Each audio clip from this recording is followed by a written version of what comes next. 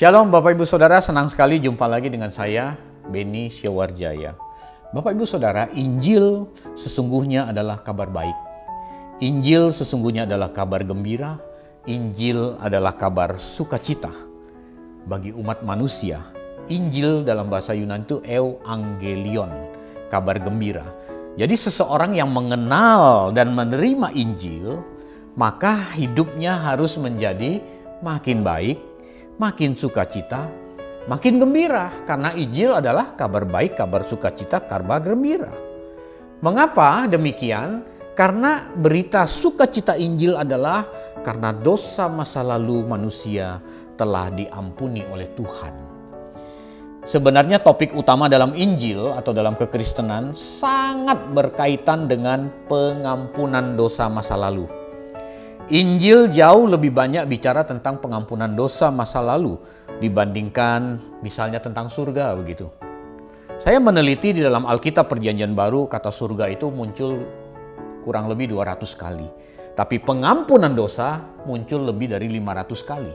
Ini menunjukkan betapa luar biasanya Injil, karena Injil adalah kabar gembira. Kabar gembiranya adalah dosa masa lalu manusia telah diampuni. Dosa masa lalu manusia yang belum diselesaikan sebenarnya akan menghancurkan kualitas hidup kita di masa sekarang dan masa depan. Itulah sebabnya dosa masa lalu setiap orang percaya itu harus diselesaikan oleh Tuhan Yesus. Karena dia akan menghambat dan menghancurkan kualitas hidup kita masa kini, apalagi masa yang akan datang. Misalnya, masa lalu yang tidak bahagia, kepahitan kepada orang tua, dibesarkan di kalangan broken home, pernikahan atau hubungan dengan pasangan yang bermasalah, ini akan menghalangi kita, akan menghalangi orang percaya masuk dalam sebuah kehidupan berkualitas yang Tuhan Yesus janjikan. Itulah sebabnya Injil itu adalah kabar gembira. Mengapa kabar gembira? Karena Injil itu berfungsi untuk mengampuni dosa masa lalu orang, supaya orang bisa meraih kehidupan berkualitas. Itulah sebabnya Bapak Ibu Saudara, pengampunan dosa masa lalu adalah bagian yang paling penting dari kekristenan atau dari Injil. Dalam Injil kita sering menemukan Tuhan Yesus memulihkan hidup orang. Tuhan Yesus mengampuni dosa orang. Tuhan berkata, pergilah, dosamu sudah diampuni. Pergilah, jangan berbuat dosa lagi. Hari ini telah terjadi keselamatan di rumah orang ini. Aku datang memberi hidup dan lain sebagainya. Ini bicara soal pengampunan dosa masa lalu.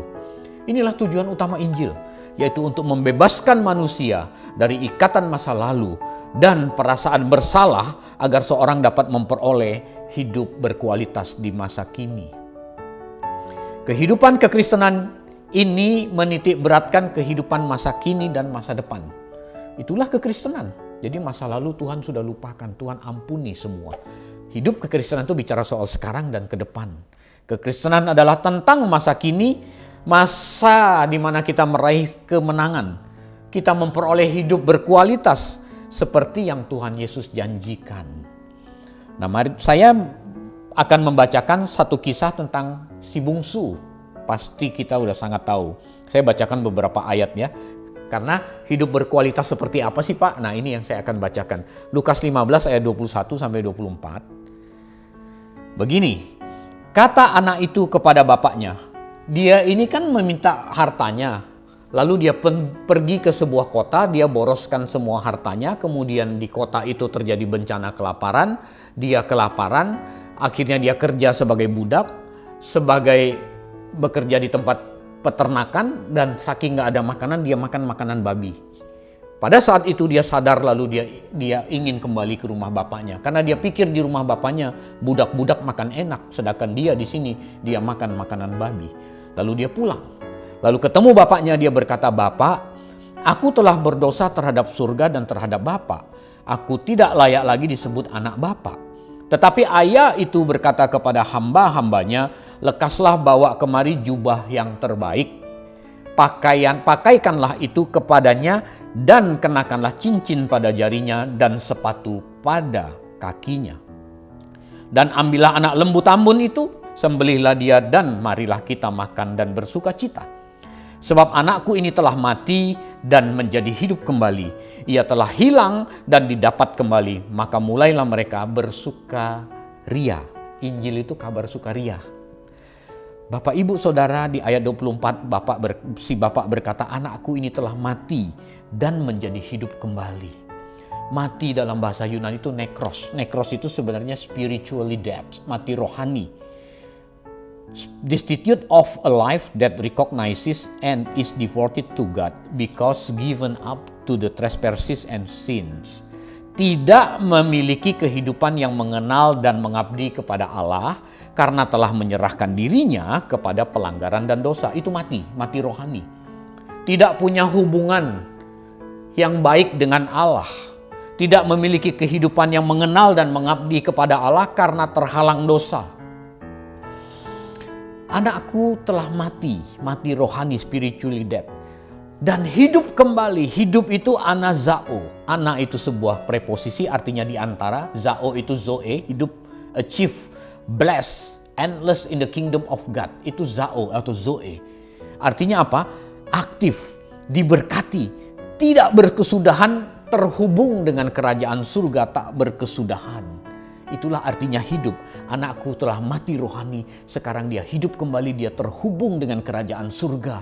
Dia terhubung dengan sang pemberi berkat, maka dia layak diberkati. Itulah hidup.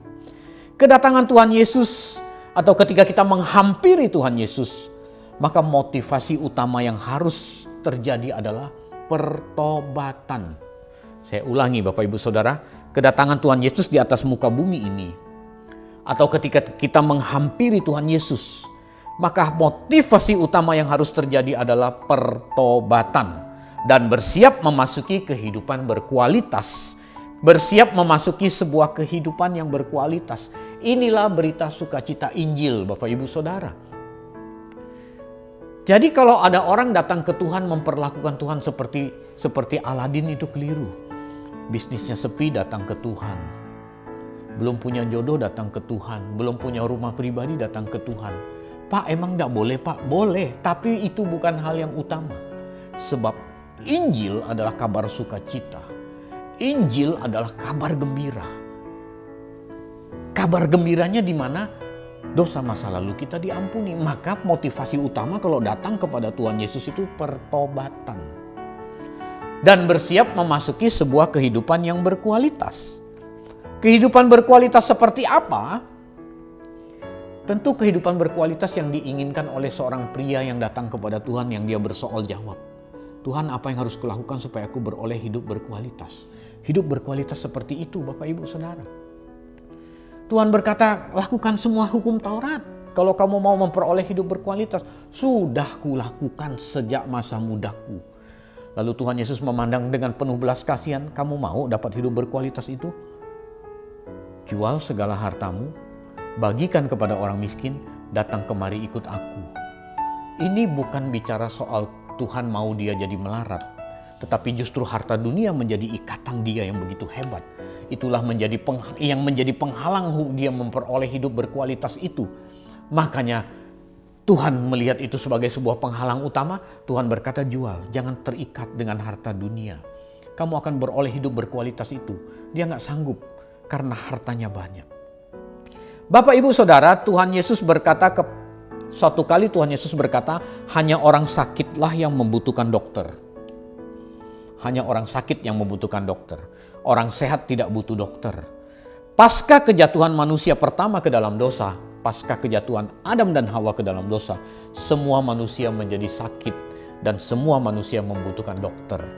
Itulah sebabnya 2000 tahun yang lalu sang dokter agung itu datang. Karena dia tahu manusia membutuhkan dokter. Itulah sebabnya kekristenan yang sesungguhnya bicara soal kesembuhan dari dosa. Bicara soal pengampunan dosa masa lalu. Adam dan Hawa sebelum jatuh ke dalam dosa, mereka menjalani sebuah kehidupan yang berkelimpahan. Semua dari pohon ini boleh kau makan kecuali yang satu itu. Mereka disediakan berlimpah, Bapak Ibu Saudara. Apa itu hidup berkelimpahan? Apa itu sebuah hidup? Hidup itu endless in the kingdom of God. Zao, zoe, terhubung dengan kerajaan surga. Karena hidup dalam persekutuan dengan Allah tanpa dosa. Itulah hidup Adam dan Hawa sebelum jatuh dalam dosa. Tapi dosa merusak semua itu sehingga manusia memerlukan dokter. Maka Tuhan Yesus datang 2000 tahun yang lalu. Dia membawa hubungan kita itu, dia ingin membawa hubungan kita menjadi harmonis, terhubung lagi dengan kerajaan surga, endless in the kingdom of God. Jadi manusia yang jatuh dalam dosa itu sebenarnya sudah mati rohani, nekros. Tapi Tuhan Yesus datang, Tuhan Yesus menghidupkan kembali. Tuhan Yesus membuat hubungan kita dengan Allah Bapa terhubung kembali. Dan kita siap memperoleh sebuah kehidupan yang berkualitas, kehidupan yang berkelimpahan. Tuhan Yesus datang ke dunia ini membawa kita manusia kepada kehidupan berkelimpahan. Seperti kehidupan Adam dan Hawa sebelum mereka jatuh dalam dosa. Seperti kehidupan si bungsu tadi ketika dia pulang ke rumah bapaknya. Apa artinya? Pengampunan dosa. Nah, kalau kita bicara soal hidup berkelimpahan, maka ayat yang paling sering diangkat itu adalah Yohanes 10 ayat 10. Yohanes 10 ayat 10 berkata, pencuri datang hanya untuk mencuri dan membunuh dan membinasakan. Aku datang supaya mereka pun mempunyai hidup dan mempunyainya dalam segala kelimpahan. Bapak, Ibu, Saudara, ayat ini sering digunakan oleh orang untuk dijadikan sebuah jargon dalam KKR, misalnya datang. Tuhan Yesus memberi hidup yang berkelimpahan. Tuhan Yesus berkata, Tuhan Yesus datang supaya kita punya hidup. Hidup itu terhubung dengan kerajaan surga. Dan hidup yang berkelimpahan dalam segala kelimpahan Tuhan mau. Ini berarti kalau kita tidak mempunyai hidup berkelimpahan, atau hidup kita tidak dalam kelimpahan, maka sia-sialah kedatangan Tuhan Yesus. Mungkin Anda kaget dengar saya ngomong begini. Tapi saya ulangi. Jelas dalam Yohanes 10 ayat 10 tadi Tuhan berkata, Aku datang supaya kamu mempunyai hidup. Dan hidup dalam segala kelimpahan. Ini berarti kalau orang Kristen tidak mengalami hidup berkelimpahan, atau ketika kita tidak hidup dalam kelimpahan yang benar menurut Tuhan Yesus, maka sia-sialah kedatangan Tuhan Yesus dalam hidupmu. Dari fakta ini jelas yang dimaksud dengan hidup berkelimpahan sesungguhnya tidak berkaitan langsung dengan materi, tidak berkaitan langsung dengan benda, tidak berkaitan langsung dengan pemenuhan kebutuhan jasmani, namun ada kaitannya, tapi tidak berkaitan langsung. Bapak, Ibu, Saudara, itulah sebabnya kita tidak boleh kalau melihat ada teologi kemakmuran, bicara soal pemenuhan kebutuhan jasmani, kita tidak boleh buru-buru alergi. Kita tidak boleh berkata, wah ini dari teologi dari kemakmuran, ini teologi dari neraka. Ini tidak. Tuhan sendiri ngomong kok di Yohanes 10 ayat 10, Tuhan mau kita hidup berkelimpahan.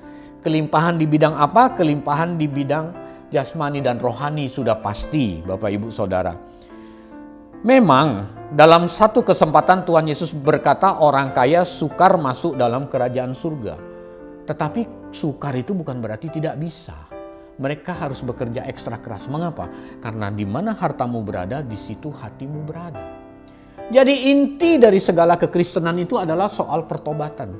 Injil itu kabar baik. Kabar baik yang membuat kita mengalami hidup berkelimpahan. Hidup berkelimpahan seperti yang Tuhan inginkan, seperti yang Tuhan janjikan dalam Yohanes 10 ayat 10. Pada sesi 2, pada pertemuan berikutnya, saya akan menjelaskan kelimpahan yang benar dalam kehidupan kita. Sampai di sini perjumpaan kita. Jangan lupa ikuti sesi berikutnya soal kelimpahan yang benar. Tuhan Yesus memberkati.